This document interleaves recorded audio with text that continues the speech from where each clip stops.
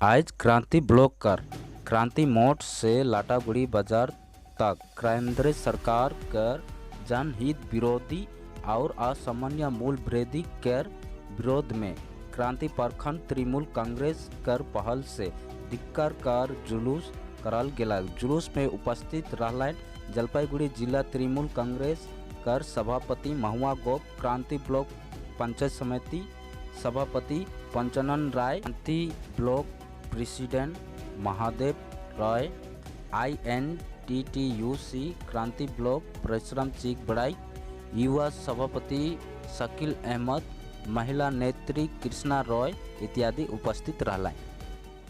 पूरा रिपोर्ट देखे कर लगिन जोहर डुअर्स के साथ बनल रहा।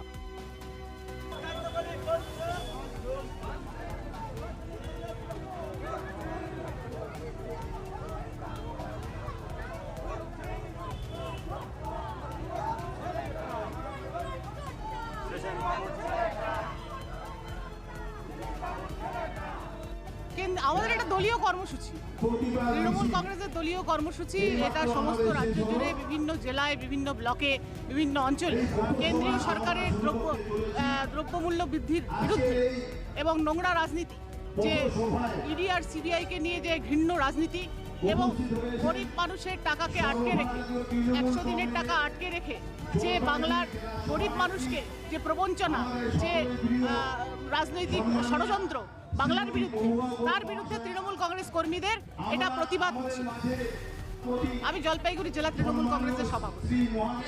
মামাটি মানুষের নেত্রী যেভাবে দিনের পর দিন বাংলার মানুষের জন্য 2021 সালের পরবর্তীতে যে মানুষের স্বার্থের জন্য সাধারণ মানুষ থেকে শুরু করে সমস্ত সকল স্তরের মানুষের জন্য সার্বিক উন্নয়ন যখন করে চলেছেন, তখন এই সার্বিক উন্নয়নকে ব্যাহত করবার জন্য বিজেপি বিভিন্নভাবে তাদের কেন্দ্রীয় নেতৃত্ব থেকে শুরু করে কেন্দ্রীয় মন্ত্রিত্ব থেকে শুরু করে বিভিন্ন যাদের দালালি করে তাদেরকে বাংলায় পাঠিয়ে বাংলার মানুষকে যাতে বিভ্রান্ত করে চলেছে, তারই আজকের এই প্রতিবাদের সভা।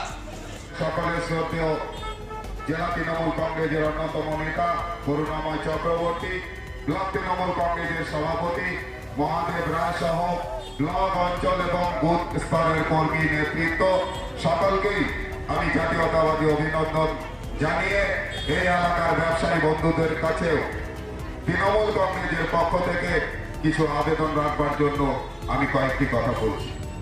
বন্ধুগণ, আপনারা সকলেই জানেন 2014 সালে ভারতবর্ষের লোকসভা নির্বাচনের প্রাক্কালে সারা ভারতবর্ষ ব্যাপী একটা মিথ্যার জাল বোনা হয়েছিল। সেই মিথ্যার জাল বোনার দেশাতি হয়েছিলেন সেই দিনের আজকের দিনে যিনি ভারতবর্ষের প্রধানমন্ত্রী নরেন্দ্র দামোদর দাস মোদী। তিনি সারা ভারতবর্ষ ঘুরে সাধারণ মানুষকে একদিকে যেমন ধর্মীয় সুরসরি দিয়েছেন, অপরদিকে সাধারণ মানুষকে তিনি একটা ভারতবর্ষ যে উন্নয়নের ভারতবর্ষের স্বপ্ন দেখিয়েছিলেন।